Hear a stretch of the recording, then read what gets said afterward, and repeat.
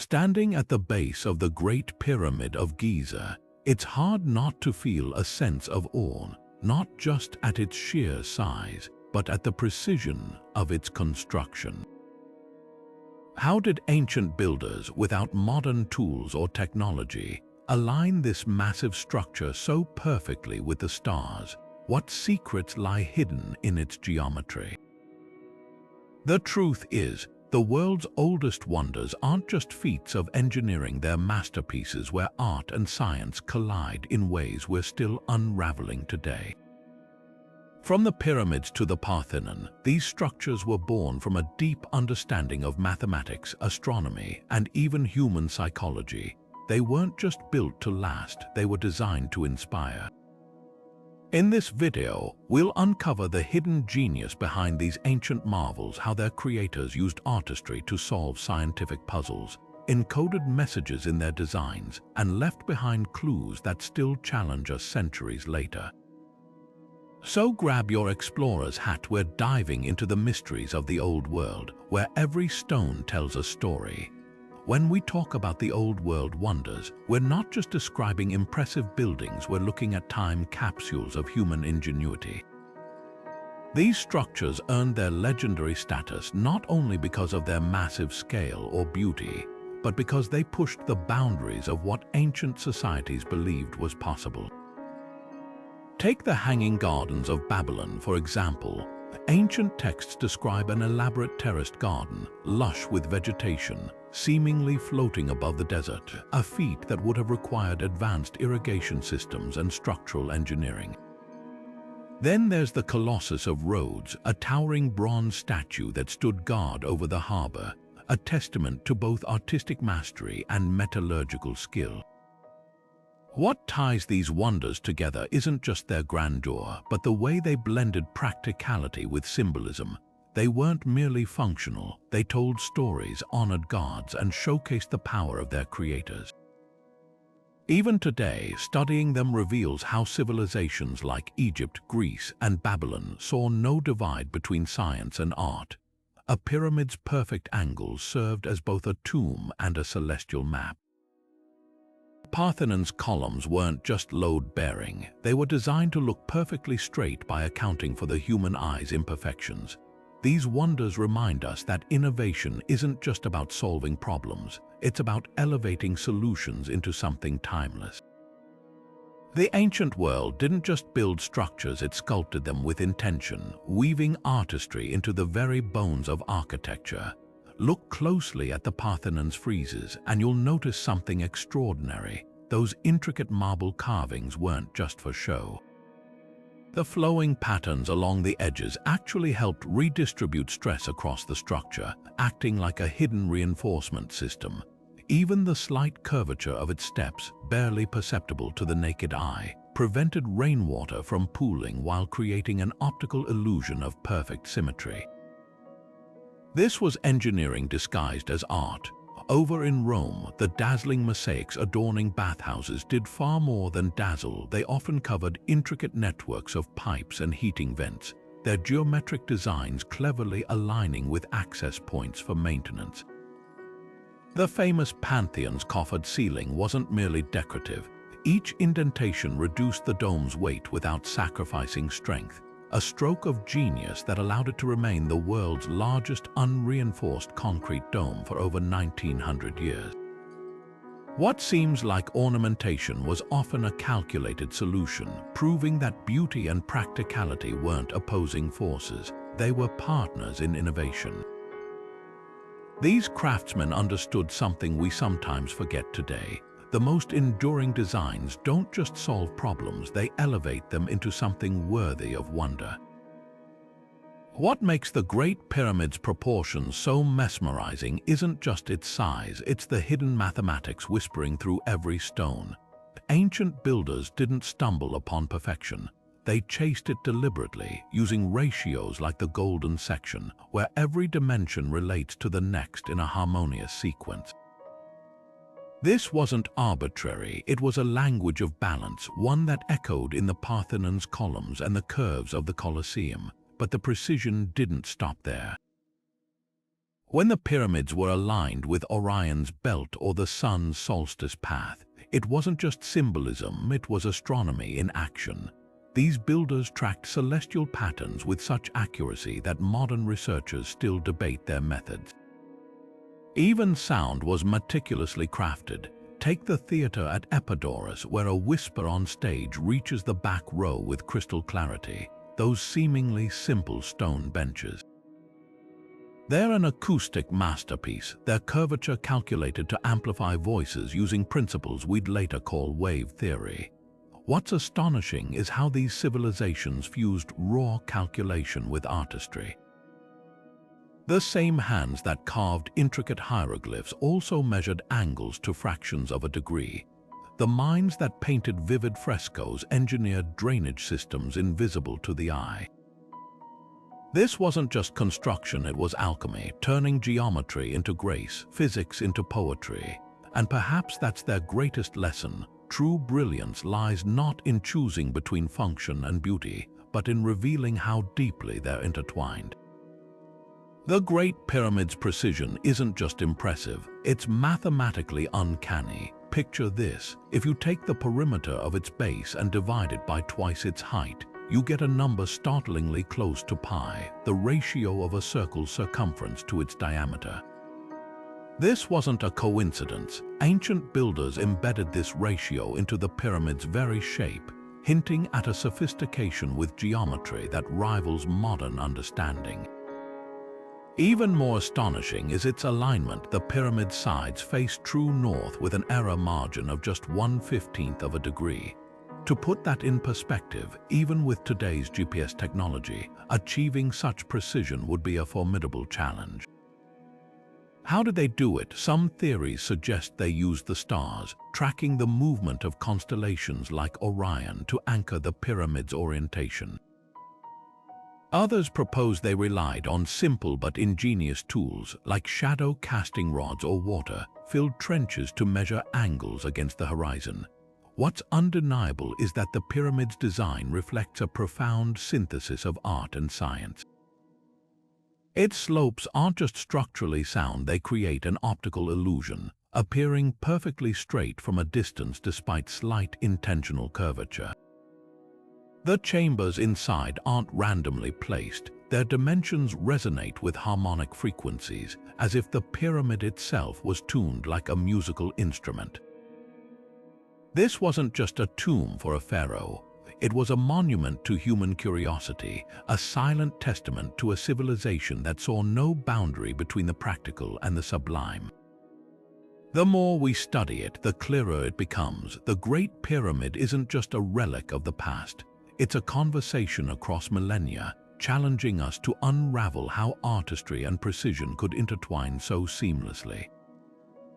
The sheer weight of these ancient stones defies belief. How could civilizations without cranes or hydraulics maneuver blocks heavier than elephants? Look at the Inca walls of Sacsayhuaman, where massive boulders fit together like puzzle pieces, their surfaces carved with such precision that earthquakes couldn't shake them apart. One theory points to simple but brilliant lever systems, where workers used logs and ropes to inch stones into place over months of painstaking effort. Yet other researchers argue for more unconventional methods, like harmonic resonance, vibrating the stones at specific frequencies to temporarily reduce friction, making them easier to slide. Then there's the enigma of the Serapeum in Egypt, where granite sarcophagi weighing over 70 tons were polished to a mirror finish and placed in underground chambers with millimeter-perfect alignment. Such feats suggest an almost obsessive attention to detail, as if these builders weren't just constructing but perfecting. Modern engineers still struggle to replicate their techniques, raising tantalizing questions. Did these cultures possess tools or knowledge lost to time? Or did they master physics in ways we're only beginning to decipher? What's undeniable is that their legacy isn't just in the stones themselves, but in the audacity of their vision, proof that human ingenuity, even without modern technology, can move mountains. Stonehenge stands frozen in time, its massive stones catching the first light of the summer solstice, a spectacle that's mesmerized onlookers for thousands of years. But this isn't just about dramatic sunrises, it's about a civilization that mapped the heavens onto the earth. The heel's tone, positioned with uncanny precision, doesn't just frame the rising sun, it acts as a celestial anchor, marking the longest day of the year down to the minute. Half a world away, Angkor Wat's corridors stretch like mirrored pathways to the stars, their layout reflecting specific constellations in precise alignment. These weren't passive monuments, they were living calendars, their stones and corridors whispering secrets of the seasons to those who knew how to listen. Imagine standing in Chichen Itza during the spring equinox, watching as the shadow of the serpent god Kukulkan slithers down the pyramid steps, an effect achieved only through exact astronomical calculations. These sacred spaces reveal a truth modern science sometimes overlooks. To ancient builders, the cosmos wasn't just observed, it was revered. Temples doubled as observatories because understanding the stars wasn't separate from worship, it was worship.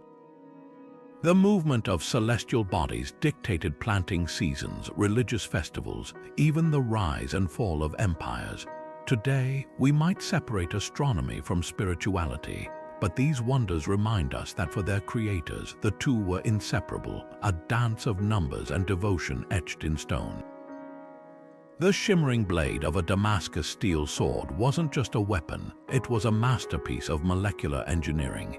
Ancient blacksmiths in the Middle East perfected a technique called pattern welding, folding and forging layers of steel with such precision that the resulting metal exhibited both flexibility and unmatched sharpness. Modern scientists have spent decades trying to reverse engineer this process, yet the original methods remain partially elusive, lost to time like a whispered secret. Halfway across the world, the Chinese were crafting bronze vessels with intricate designs, using a sophisticated understanding of alloy ratios, mixing copper, tin, and trace elements to create hues ranging from gold to deep russet.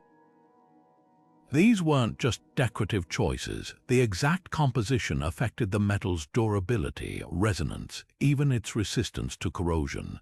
But perhaps no ancient metallurgical marvel is more baffling than the Antikythera mechanism, a bronze device recovered from a shipwreck near Greece.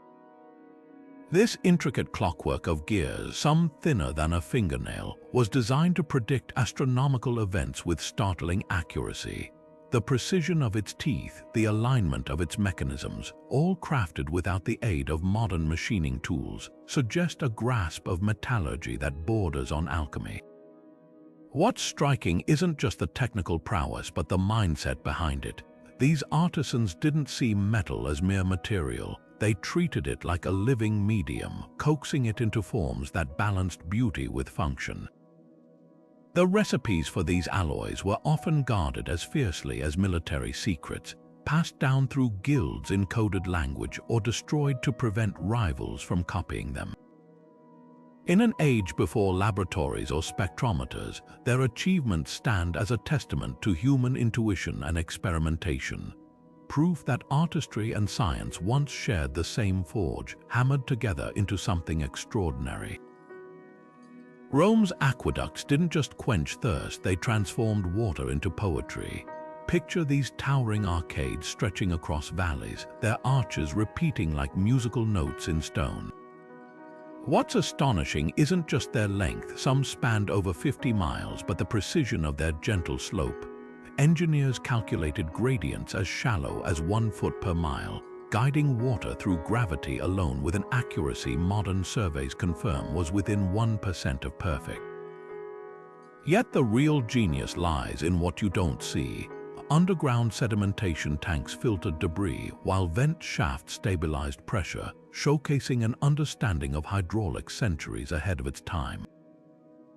Above ground, these structures became canvases carved deities watched over flowing channels, and inscriptions commemorated the emperors who commissioned them.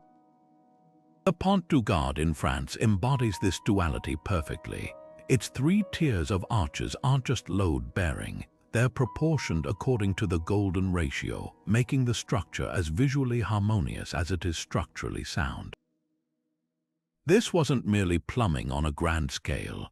It was performance art where water danced across the landscape, elevated by engineering into something worthy of celebration. The aqueducts reveal a civilization that refused to see infrastructure as purely utilitarian. For Rome, every public work was an opportunity to blend strength and splendor, proving that even something as mundane as water delivery could become a testament to human brilliance.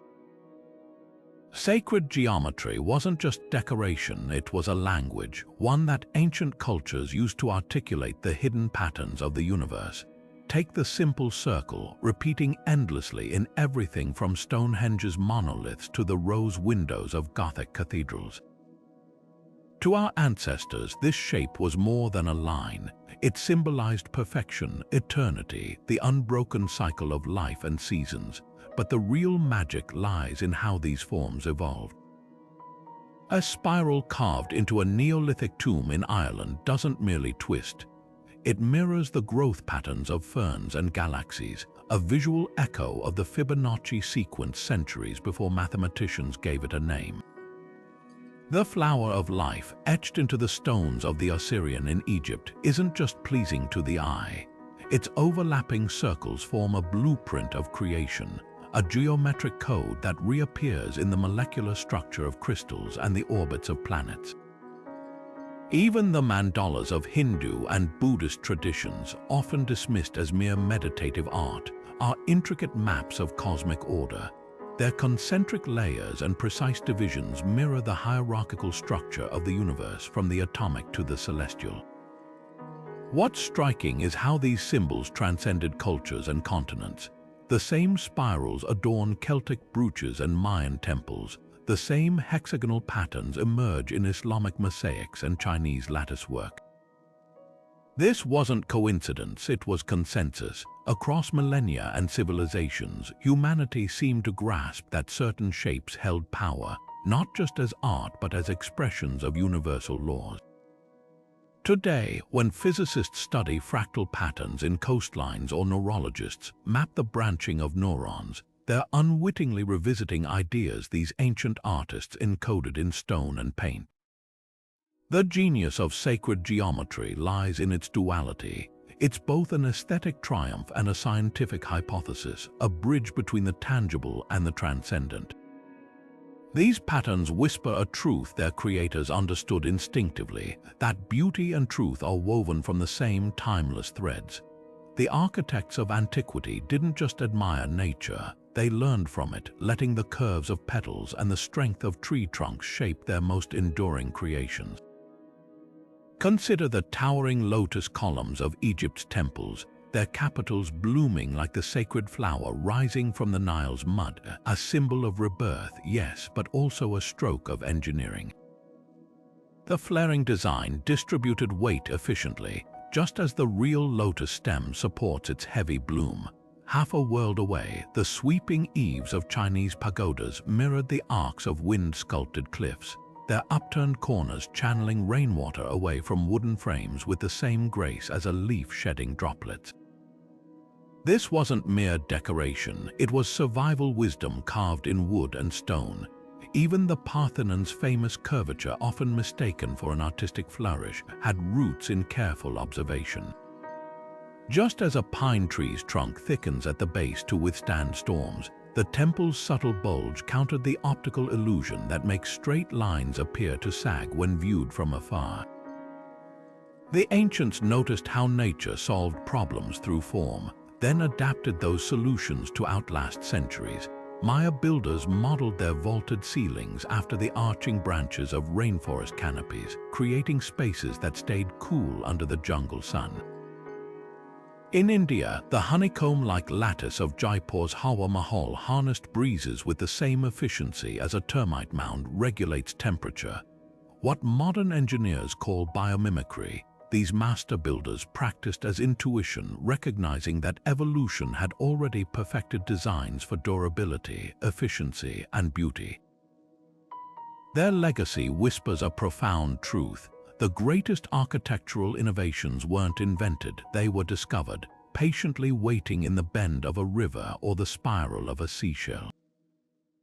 Today's bleached marble and faded stones tell only half the story. What we see now is merely the skeleton of ancient monuments.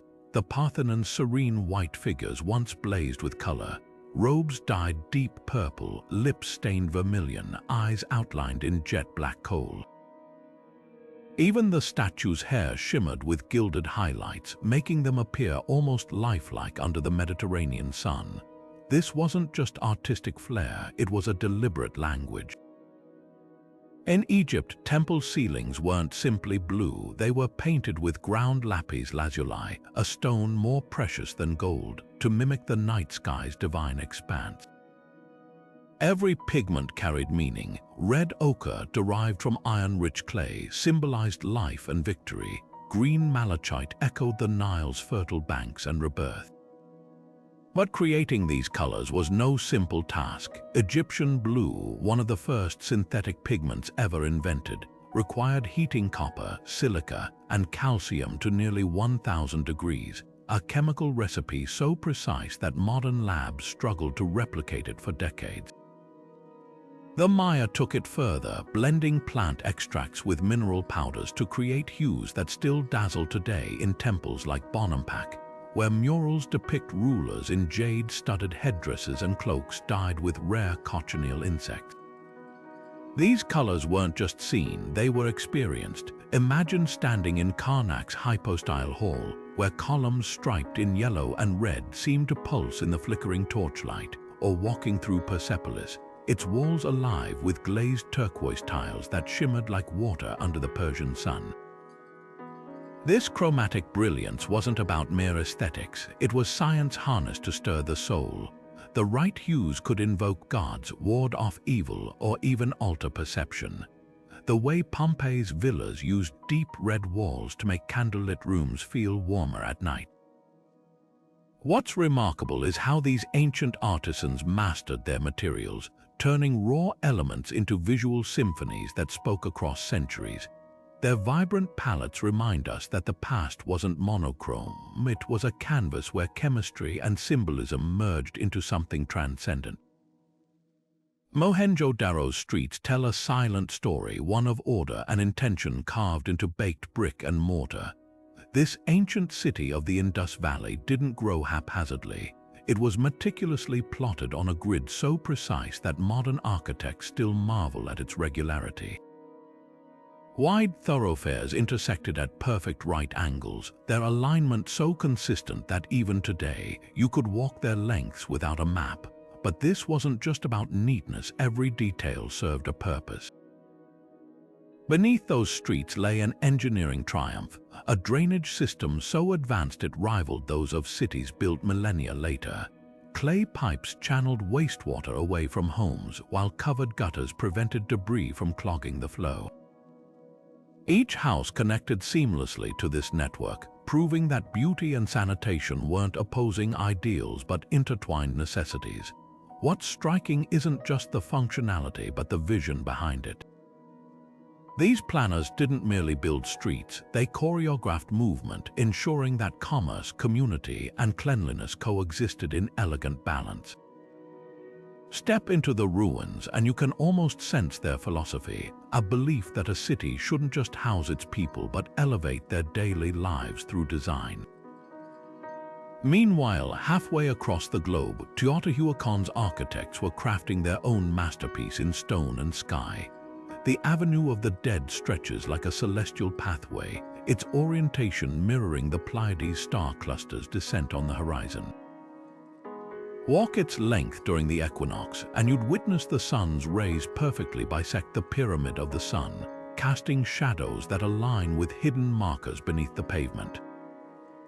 But this wasn't just a stage for astronomical drama, it was a living city engineered for scale. The avenue's width, uniform and expansive, could accommodate processions of thousands, while the stepped platforms along its edges functioned as both ceremonial spaces and crowd control barriers. Even the residential compounds followed a deliberate rhythm. their layout standardized yet adaptable, blending private courtyards with shared plazas. Here, urban planning transcended practicality. It became a sacred act, weaving human activity into the cosmos' grand tapestry. These cities shared a common genius. They refused to separate the pragmatic from the poetic. Mohenjo-Daro's grid wasn't rigid. It was punctuated by public baths and granaries placed with communal needs in mind. Teotihuacan's celestial axes doubled as flood control channels, diverting seasonal rains with gradients calculated to the inch. Every choice, from the width of a street to the slope of a drain, reflected a dual understanding that a city must function flawlessly while stirring the soul. Modern planners often speak of livable spaces, but these ancients built for something greater: harmony. They grasped that urban design isn't just about moving people or water efficiently. It's about crafting environments where geometry feels like grace, where infrastructure whispers of ideals. In their blueprints, we see the birth of a radical idea that a city at its best is more than the sum of its parts. It's a living artwork, its creators daring to imagine that bricks and stars could share the same blueprint. Pantheon's dome doesn't just defy time, it laughs in the face of it. While modern concrete cracks after a few decades, this 2,000-year-old masterpiece stands unshaken, its secrets only recently unraveled. Scientists discovered that Roman builders mixed their mortar with volcanic ash and lime, creating tiny reactive pockets that actually heal cracks when water seeps in. It's as if the dome possesses its own immune system, quietly repairing itself century after century. But the genius doesn't stop at durability. Look up through the oculus, that 30-foot opening at the dome's peak, and you'll see how these ancient engineers turned structural necessity into transcendent art. The beam of sunlight sweeping across the interior isn't just illumination. It's a celestial clock marking the seasons as it travels along precisely placed coffers. Even the concrete itself was graded by weight, with lighter volcanic stone used at the top to reduce stress without sacrificing strength. What's breathtaking is how every technical decision served dual purposes. Those famous recessed panels weren't merely decorative, they redistributed weight while creating hypnotic patterns that draw the eye upward. This was architecture as alchemy, where material science and poetic vision fused into something timeless. The Pantheon proves that the Romans didn't just build for function. They engineered wonder, crafting spaces where physics and philosophy held hands under the open sky. Their concrete wasn't just a building material, it was a medium for immortality. Step into the hypogeum of Malta, and you'll enter a world where silence doesn't exist, where even the softest whisper curves along its limestone walls, swelling into echoes that seem to come from every direction. This underground labyrinth, carved over 5,000 years ago, wasn't just a burial site, it was a carefully tuned instrument of stone. The chambers aren't random. Their oval shapes and concave surfaces act like natural amplifiers, bouncing sound waves in precise patterns that mystify acousticians today. Some niches resonate at specific frequencies, suggesting ancient priests might have used chanting to create eerie harmonic effects, turning rituals into immersive sonic experiences. Meanwhile, under the open sky of Epidaurus, a single actor's unamplified voice could reach 14,000 spectators without a single word lost. The secret. Those semicircular rows of seats aren't just for seating, they're a masterpiece of wave interference. The limestone absorbs low frequencies that muddy speech while reflecting higher tones cleanly, and the precise spacing between rows cancels out disruptive echoes.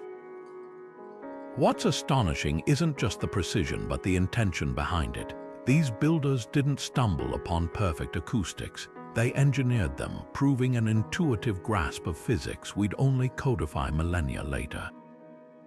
From Maya ball courts where whispers traveled impossibly across vast plazas to Buddhist caves in India where drumbeats synchronize with painted deities, these spaces reveal a universal truth.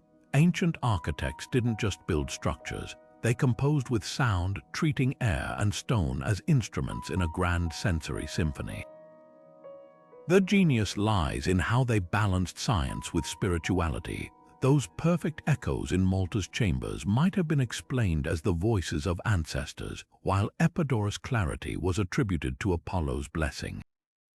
Yet beneath the myth lies meticulous observation, trial upon trial, until every curve and angle sang exactly as intended. Today, as audio engineers strain to replicate these effects with digital modeling, we're left in awe of artisans who achieved such precision with nothing but chisels, intuition, and an ear for the invisible music hidden in stone.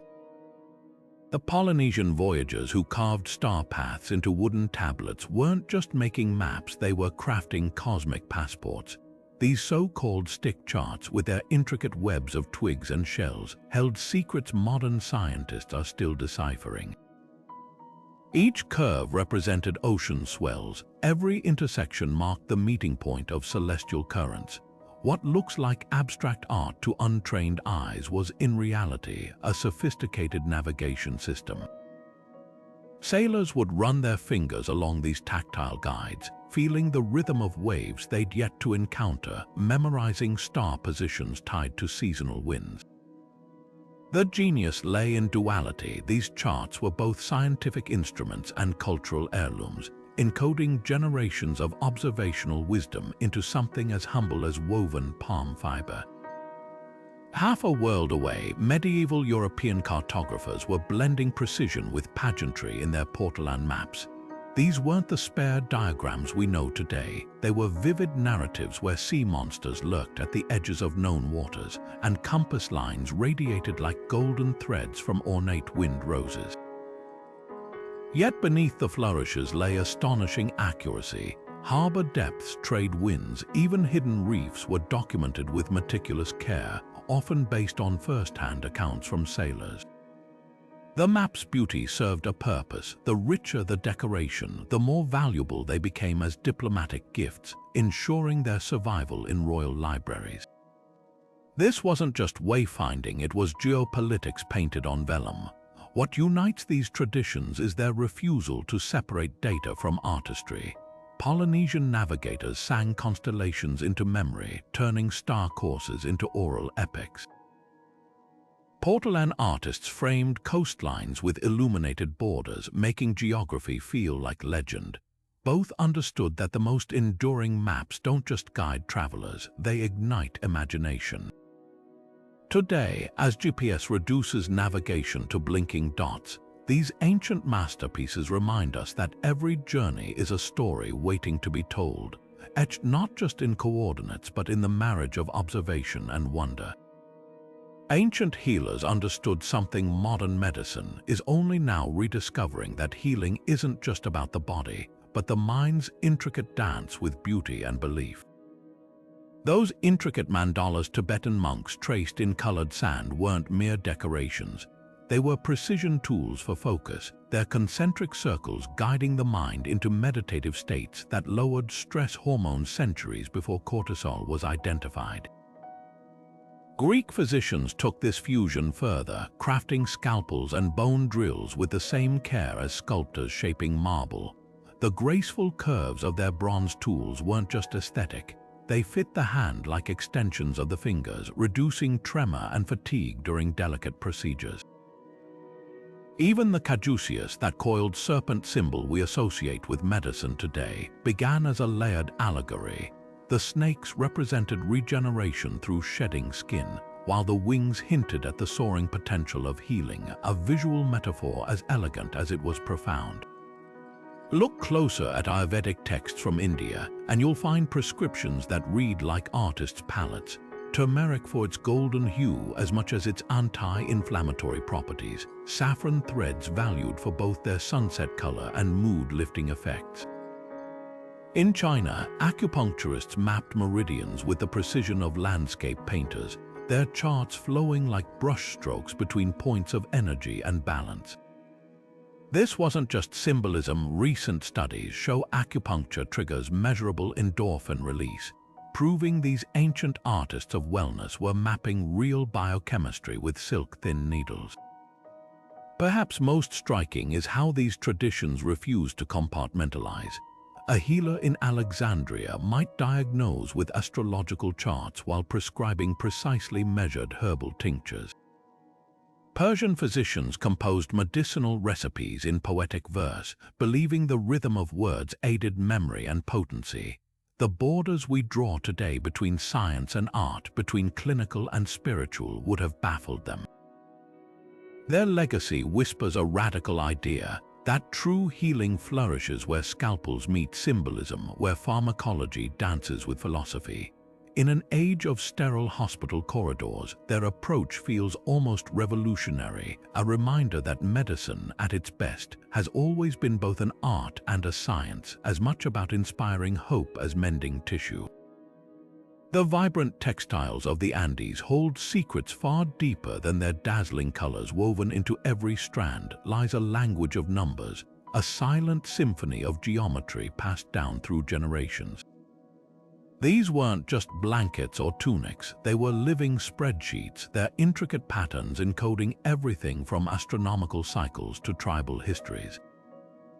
Take the Q'ero people's weaving, where zigzagging lines don't just decorate, they chart the Fibonacci sequence, mirroring the same spiral found in sunflowers and galaxies. The precision is staggering. Some textiles contain over 600 threads per inch, each placed with a mathematical exactness that modern computers struggle to replicate. But the true marvel isn't just the patterns, it's how they were achieved. Without written numbers or calculators, Andean weavers relied on a tactile calculus, counting knots and tension with their fingertips, embedding equations into the very warp and weft. Even the dyes were scientific marvels, mineral pigments mixed with precise pH levels to bind permanently, creating hues that outlasted empires. The result: a fabric that could tell a story, predict solstices, or map kinship lines, all through the silent eloquence of intersecting threads. These weavers understood something profound, that beauty and logic aren't opposites but partners. A diamond motif might represent both the sparkle of Venus and the solution to a land division puzzle. A step design could echo terrace farming layouts while symbolizing the layers of the cosmos. In a world without paper or hard drives, textiles became the ultimate cross-disciplinary tool, part calendar, part textbook, part sacred scripture. Today, as mathematicians decode these woven algorithms, they're uncovering a radical idea that art at its highest level is never just decoration. It's a way of thinking, a means of preserving truth in forms that speak across time and culture. The loom in the hands of these master weavers wasn't just a tool, it was a bridge between the tangible and the transcendent, where every stitch whispered of universals hidden in plain sight. Buried in a German forest for millennia, the Nebra sky disk emerges as one of history's most astonishing artifacts, a bronze masterpiece where artistry and astronomy collide. This 3,600-year-old relic isn't just decorative, it's a functional cosmic map, its gold inlays tracing the Pleiades star cluster, the Sun, and a crescent moon with startling accuracy. The precision is breathtaking. Those celestial markers align with astronomical events visible only at specific times of year, suggesting the disk wasn't merely observational but predictive, a farmer's almanac cast in metal. What's even more remarkable is how it merges mediums. The same hands that hammered delicate gold arcs onto bronze also understood solstices and lunar cycles, blending metallurgy with celestial mechanics into a single object of worship and utility. Far across the Atlantic, Mayan scribes were achieving similar feats with ink and bark paper. Their codices, often dismissed as mere ritual texts, contain eclipse tables so precise they rival modern calculations. The Dresden Codex's famous Venus pages don't just depict the planet's movements, they chart its full 584-day cycle across 8 pages of intricate glyphs, each symbol a fusion of art and arithmetic. These weren't dry scientific records, They were illuminated manuscripts where numbers danced alongside gods, where a serpent's coils might encode a lunar equation. The Maya didn't separate calculation from creativity. Their astronomers painted the cosmos as vividly as they computed it, turning data into visual poetry. What unites these artifacts is their refusal to compartmentalize knowledge. The Nebra sky disk's creators didn't see metalwork and stargazing as distinct disciplines. They were threads in the same tapestry. A Mayan priest astronomer would no more divorce a glyph's beauty from its mathematical function than divide day from night. This holistic approach reveals a profound truth. For ancient scholars, understanding the universe wasn't just about recording facts, it was about reverence, about translating wonder into forms that could be held, seen, and passed down. Today, as we peer at the disk's patina or trace the faded red ink of a codex, we're not just looking at early science or art. We're witnessing the birth of a radical idea that the cosmos speaks in numbers and beauty alike, and that to truly know the stars, one must both calculate and marvel. Alchemy's laboratories were more than workspaces. They were crossroads where fire met philosophy.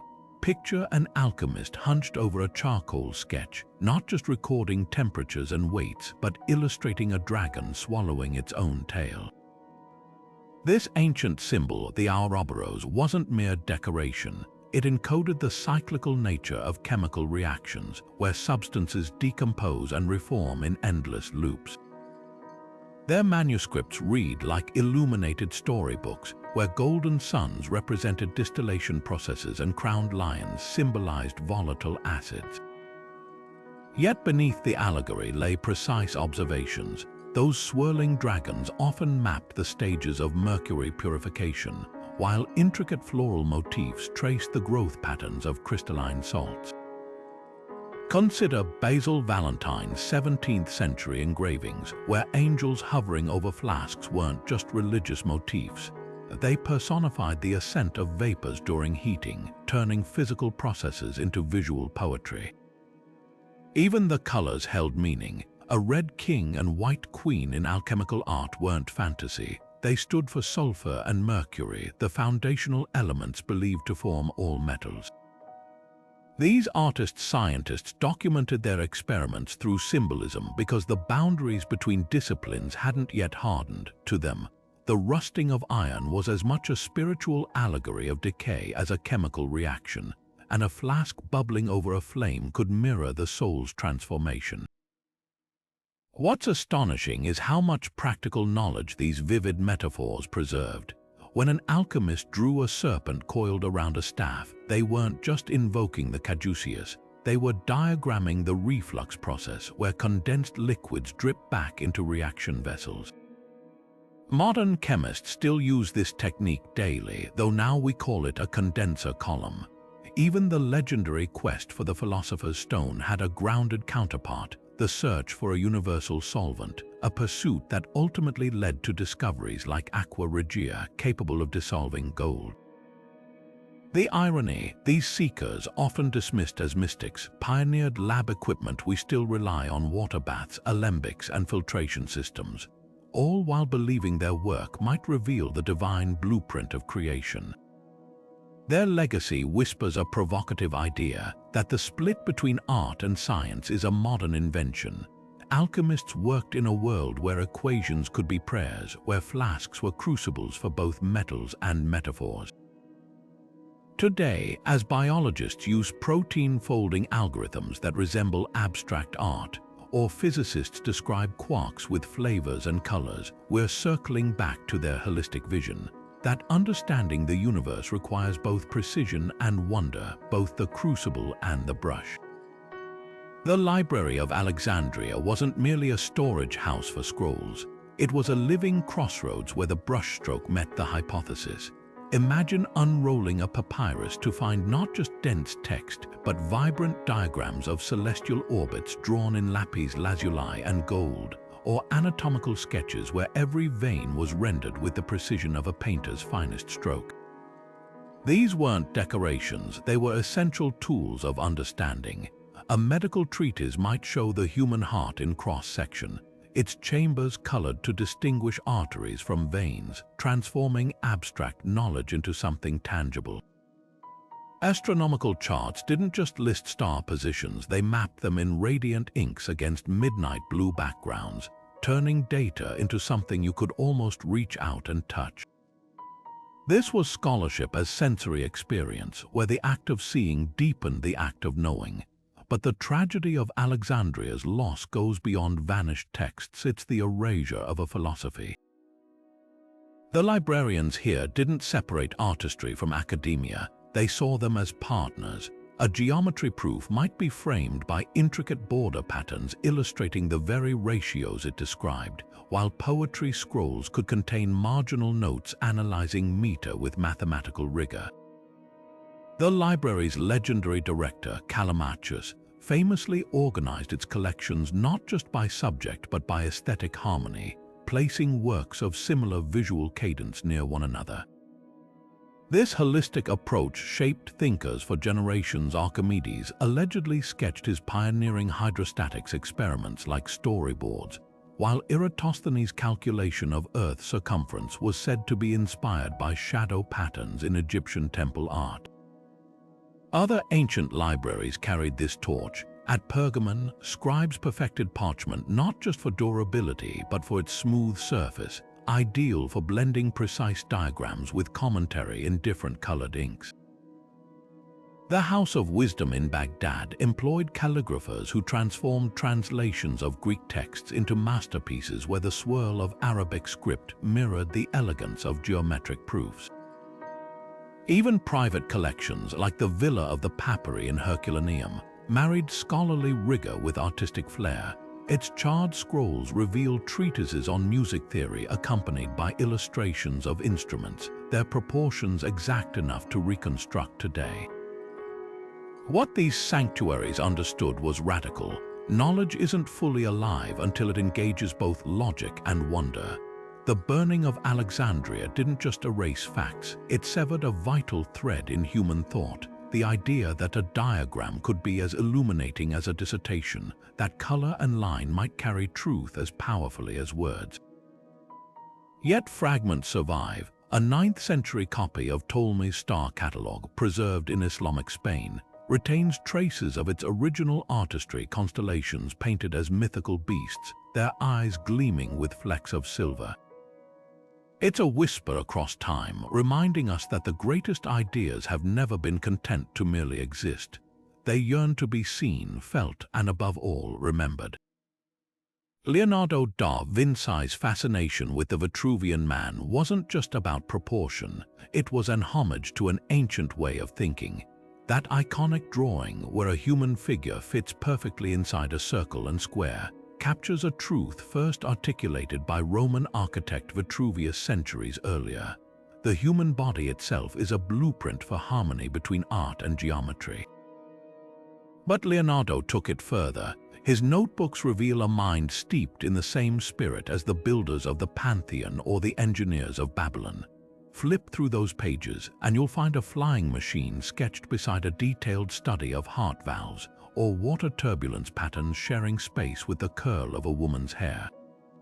This wasn't scattered genius, it was deliberate. Like the architects of antiquity, Leonardo saw no walls between disciplines. To him, the swirl of a whirlpool held the same mathematical beauty as the spiral of a seashell, and both could inspire breakthroughs in flight or fortification. The Renaissance wasn't just a rebirth of classical art, it was a resurrection of an ancient synthesis.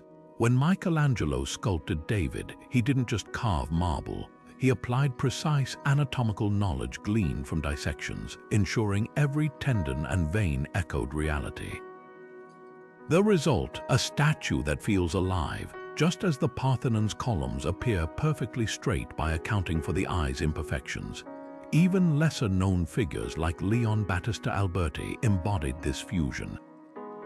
His treatise on painting included the first scientific explanation of perspective, using geometry to create the illusion of depth, a technique straight from Euclid's playbook, yet applied with an artist's touch.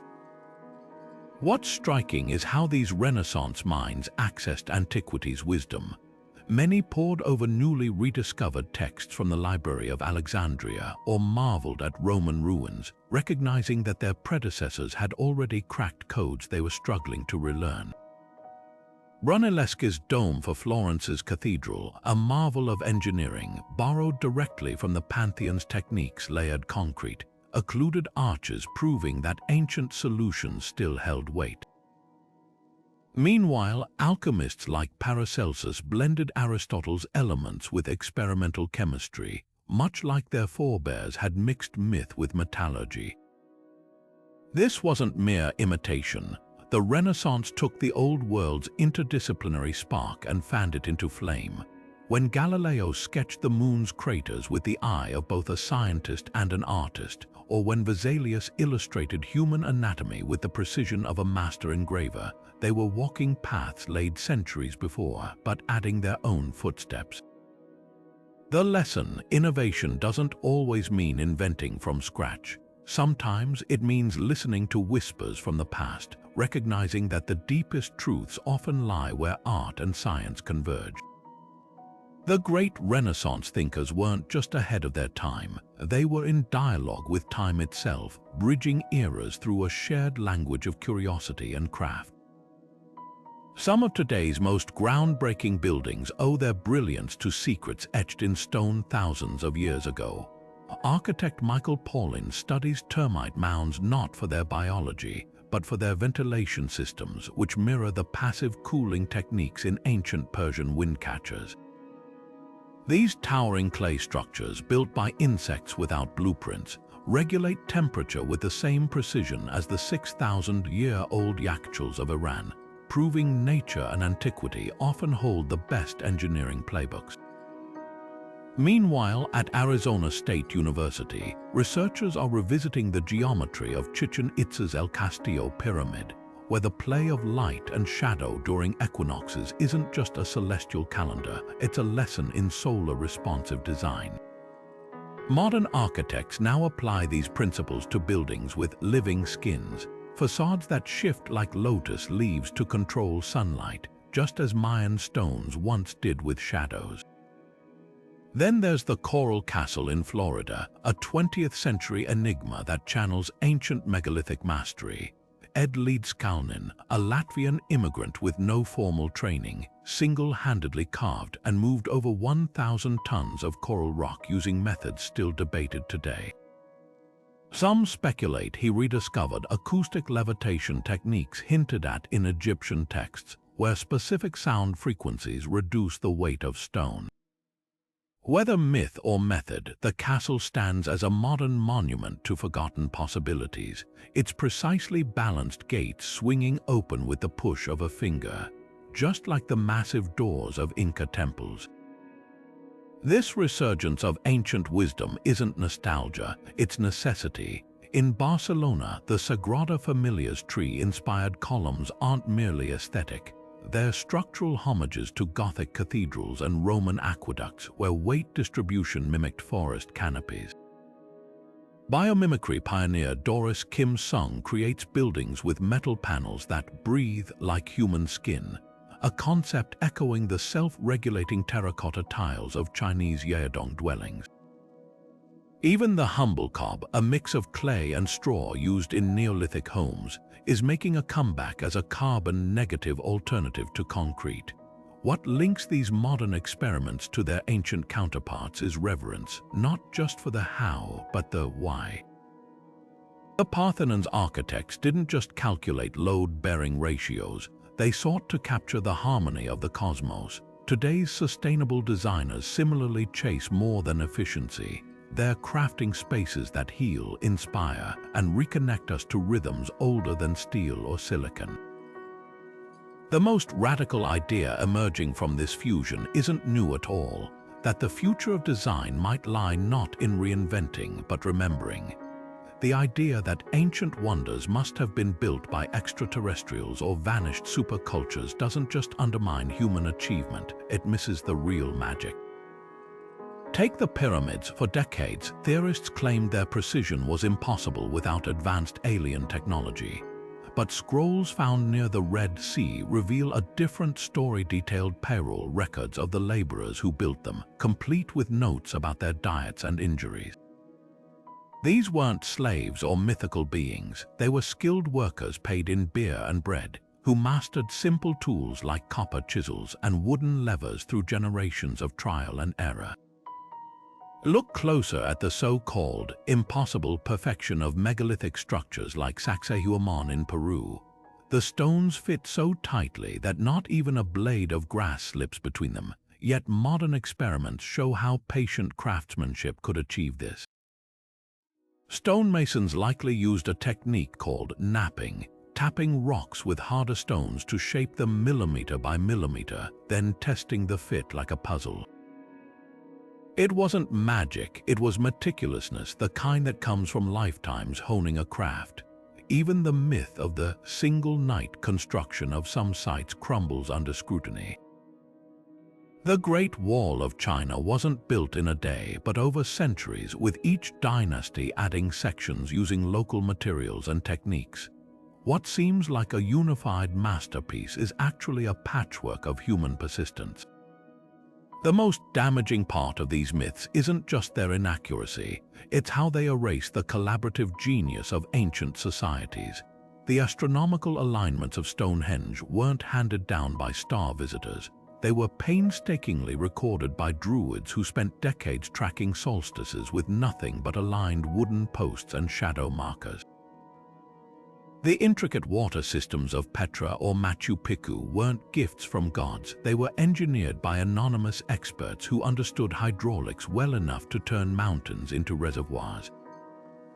Reclaiming these truths matters. When we credit aliens instead of artisans, we ignore the real lessons these wonders offer. That humanity has always been capable of extraordinary things when knowledge is shared across generations, when curiosity outweighs fear, and when art and science walk hand in hand. The next time you hear someone dismiss ancient marvels as too advanced for their time, remember the real story is far more inspiring ordinary people, armed with nothing but observation, collaboration, and relentless patience, raising stones to the stars. Standing before the Parthenon's sun-bleached marble, it's easy to forget these stones once gleamed with vibrant hues, azure, crimson, and gold. The debate over whether to restore its colors isn't just about aesthetics, it's a philosophical crossroads. On one side, purists argue that time's erosion is part of the monument's story, a testament to its endurance. To repaint it would be like rewriting history, stripping away the layers that connect us to every era it has weathered. Yet others counter that leaving it as a colorless shell misrepresents the past, flattening the artistic vision of its creators into a monochrome shadow of itself. This tension isn't unique to Athens. In Egypt, laser scans reveal traces of ochre and lapis lazuli hidden beneath the Sphinx's weathered surface, sparking fierce discussions about whether to reveal its original brilliance or let the desert winds keep their quiet victory. Tourism adds another layer to this ethical puzzle. The very footsteps that fund preservation also accelerate decay, a paradox as old as public access itself. Take Machu Picchu, where daily visitor caps were imposed after erosion from millions of shoes threatened the site's stability. Meanwhile, Venice's sinking foundations groan under the weight of cruise ships, their wakes eroding centuries-old canal walls. Some solutions are as ingenious as they are delicate. At Lascaux, France, authorities closed the original cave paintings to the public, painstakingly replicating every brushstroke in an adjacent cavern so visitors could experience the art without exhaling corrosive moisture onto Ice Age pigments. It's a compromise that honors both the artifact and the human desire to witness it. The heart of these dilemmas lies in a single unanswerable question: who gets to decide what version of history endures? When conservators meticulously clean Michelangelo's Sistine Chapel frescoes, revealing hues unseen for generations, are they uncovering truth or creating a new one? The answer may lie in balance, not just between preservation and restoration, but between humility and ambition. Perhaps these wonders were never meant to be frozen in time, but to evolve alongside us, their scars and colors alike reminding us that legacy isn't about perfection, but dialogue, a conversation in stone and pigment between the past's intentions and the future's care. From the pyramids to the Pantheon, these ancient wonders whisper a truth we've too often forgotten: that the brightest sparks of human achievement ignite where art and science meet.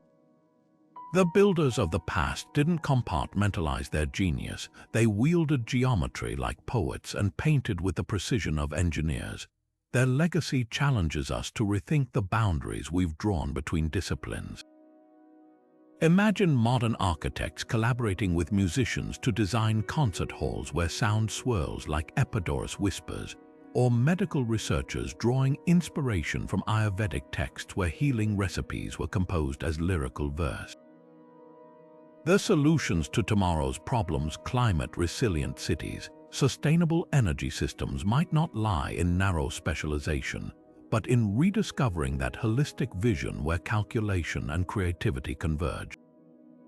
These ancient marvels weren't just products of their time, they were timeless invitations to think differently.